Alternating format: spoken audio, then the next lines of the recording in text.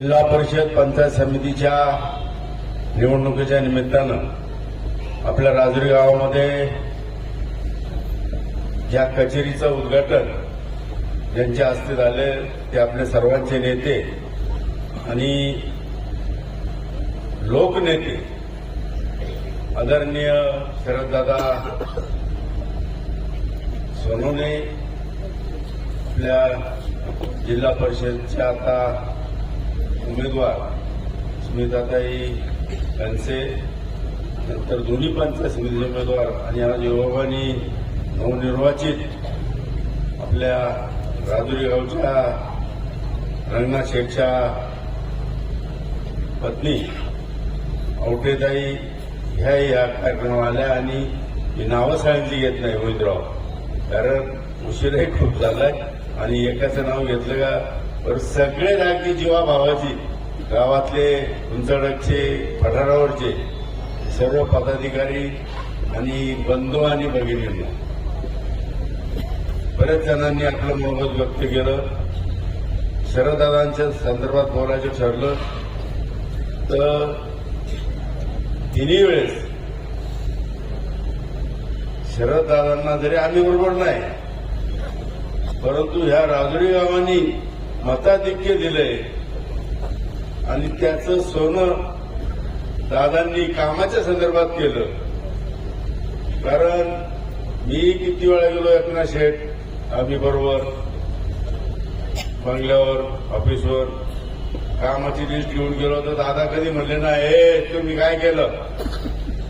दादांनी ती लिस्ट घेऊन कामं अगदी आवर्जून केली आणि आज दादांच्या मतातून पंकजच्या मिसेसला हे आपल्या जिल्हा परिषदची उमेदवारी मिळाली.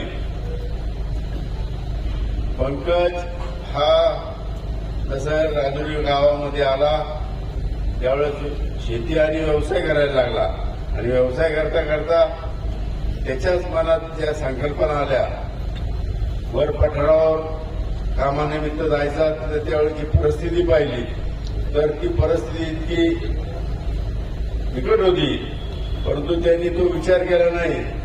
4-4 टँकर रोज अगदी पाऊस पडत तोपर्यंत त्यांनी अख्ख्या पठार भागाला दिले आणि त्यावेळेस आम्ही ऐकायचं पाहायचं सर्वजण पंकजचं नाव घ्यायचे आणि त्यानंतर तो समाजकारणामध्ये उतरला आणि तो समाजकारणामध्ये उतरल्यानंतर आजही म्हणजे या 2-4 वर्षात कुठेही दादांच्या माध्यमातून काही कारणाच्या निमित्तानं त्या मतदारसंघात जात असताना जर त्या गावातल्या कार्यकर्त्यांनी सांगितलं आमची ही अडचण आहे, कुठं रस्ता नाही, कुठं शेड नाही, कुठं पाईपलाईन नाही, पंकजनी काही कामं तर स्वखुशीतून स्वतःच्या खिशातून गेली आणि दादांना जाऊन सांगायचं दादांनी तातडीने त्याला ती कामं मंजूर करून आणायची ही वस्तुस्थिती आहे.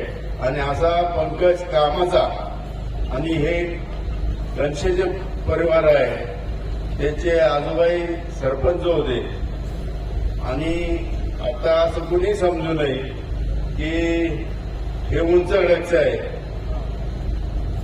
पहिलं गावच हे राजुरीत उंच अडक होतं म्हणजे नंतर उंच अडकची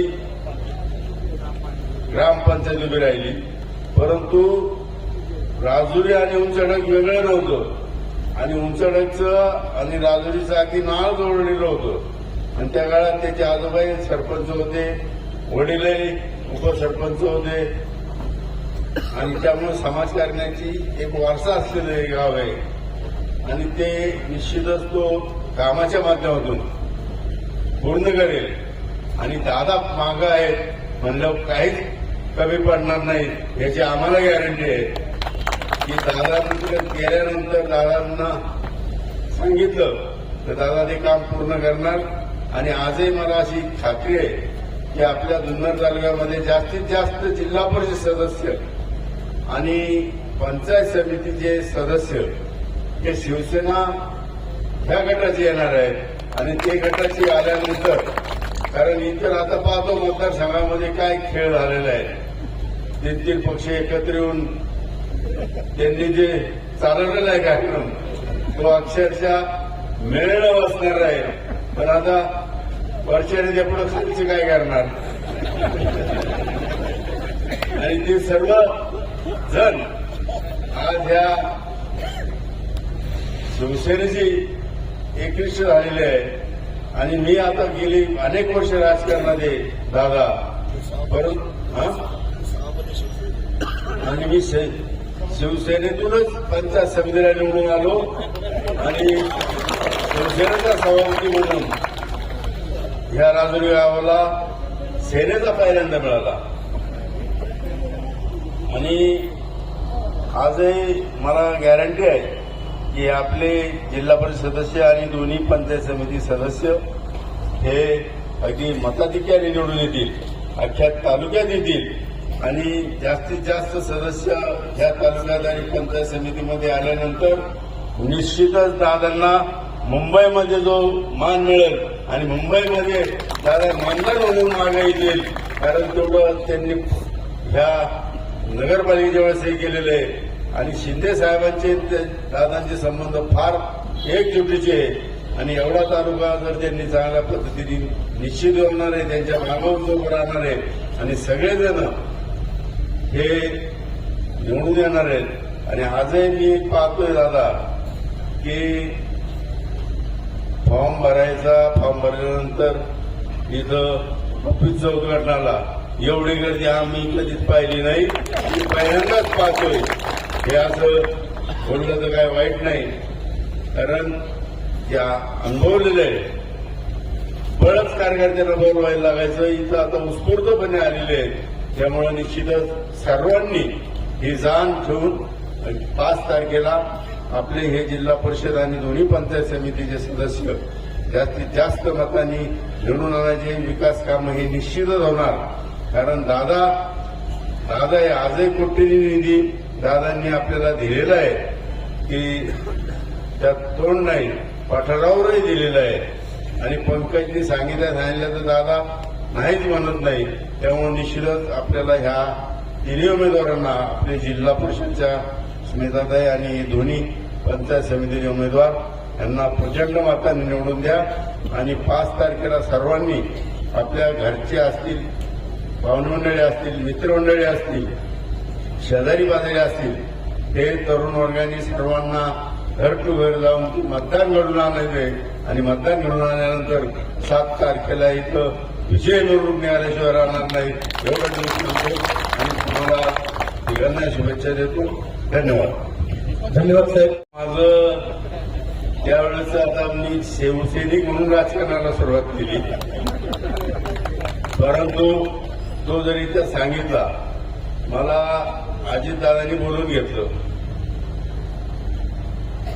आणि त्यावेळेस आमदारकी लागली होती. दानोड साहेब आमचे आमदार होते तेव्हा. मला म्हणले, सभापती तू जर यावेळेस आमदार निवडून नाही दिला, तू माऊली शेठ पुराडे माऊली शेठला घेऊन ह्याच्या दिवशी दिलं. दिवाळीत नेमकं पूजा असते ना आपली, लक्ष्मीपूजनच्या दिवशी माऊली शेठ यायला तयार नाही. दादाचे 5 फोन म्हणलं बघ, माऊली शेठ त्यांचे पूजन असतं, नाही घेऊनच यायचं. आणि गेल्यानंतर त्यांनी सांगितलं, मी जो प्रश्न विचारला तो का मी जोपर्यंत सत्य दे, तू जर आमदार माझ्या पक्षाचा निवडून नाही आणला आणि तू राष्ट्रवादीमध्ये नाही आला तर पिंपळगाव जोग्याचा जो पॅनल आहे तो मी सत्य दे तोपर्यंत होणार नाही. आणि जर नाही आणि तू काम केलं, आमदार दिला, तर 31 डिसेंबरला तिथं पाणी येईल पिंपळगाव जोग्याच्या कॅनलला. आता मी म्हटलं, आपल्या पूर्वपट्ट्यात वरच्या भागात ती खरंच उणीव होती का, खाली होते भाग आहे पण वर कसं परिस्थिती होती, बरोबर आहे का. मी म्हटलं चला आता आपल्या शेतकऱ्यांसाठी, आपल्या जवळच्या लोकांसाठी तो प्रश्न सुटत. आणि खरं तर एक तेवढं काम केलं दादांनी. मला 30 तारखेलाच फोन आला, म्हणलं इथं कॅनलवर इतक्या महिला मंडळी आहेत, सगळं पूजन जलपूजन चाललंय, धन्यवाद दादा. म्हणून तुम्हाला मी सांगतो, त्यावेळेस मी होतो सेनेत आणि ह्या कारणासाठी आलो मी इकडं. आणि आता परत